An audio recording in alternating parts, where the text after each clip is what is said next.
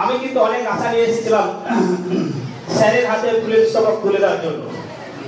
আমি চাইছি ছাত্রছাত্রী যখন আমার সম্বল, তখন নিশ্চয়ই আমি স্যারের হাতে আমার ফুলের স্তবক তুলে দিতে পারবো। প্রত্যেকে তোমরা একটা হাতের তালি লাগাও।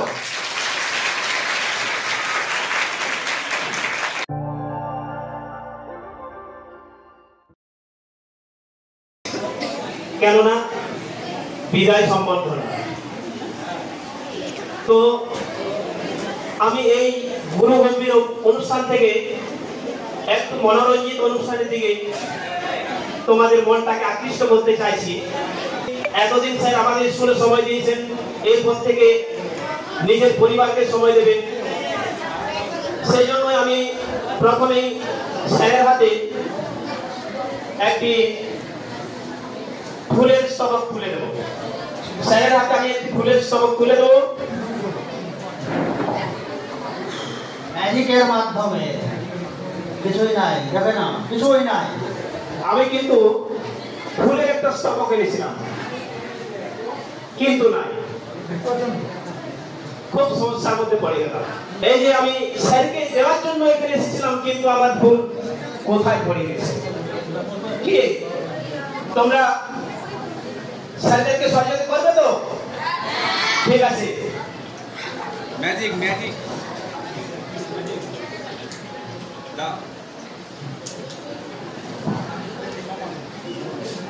এই আছে, এই নেই।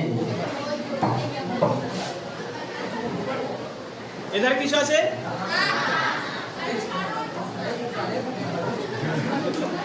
দেখো, আমি কিন্তু অনেক আশা নিয়ে এসেছিলাম স্যারের হাতে ফুলের স্তবক তুলে দেওয়ার জন্য।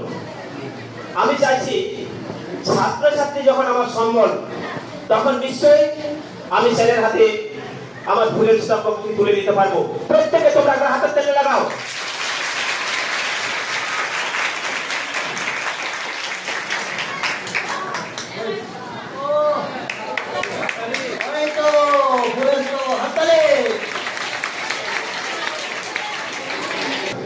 আপনারা দেখুন, এটা বাজারে কেনা ফুল। ছাত্রছাত্রীরা দেখো, বাজারে কেনা ফুল। আমি কিন্তু এই কেনা ফুল স্যারকে দিতে চাই। আমি সত্যিকারের ফুল দিতে চাই স্যারকে। সাদা হচ্ছে শান্তির প্রতীক। স্যারের অবসর জীবন যাতে পরবর্তী সময় শান্তিতে কাটে, সেই জন্যই আমি স্যারের হাতে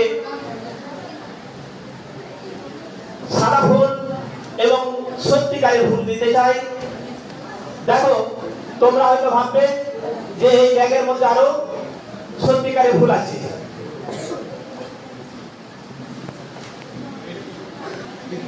এই কৃত্রিম ফুলটাকে আমি সত্যিকারের ফুলে পরিণত করব, সেটা তোমাদের সাহায্য সহযোগিতার মধ্য দিয়ে।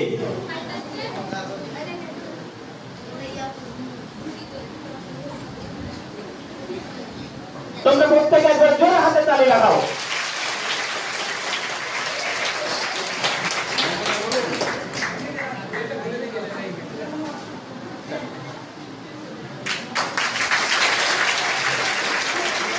বাহ, রাজেন্দ্র বাবু মালিক হিসেবে দারুণ। তিনি নিজের বাগিচা থেকে পুষ্প চয়ন করে এনেছেন। ধন্যবাদ।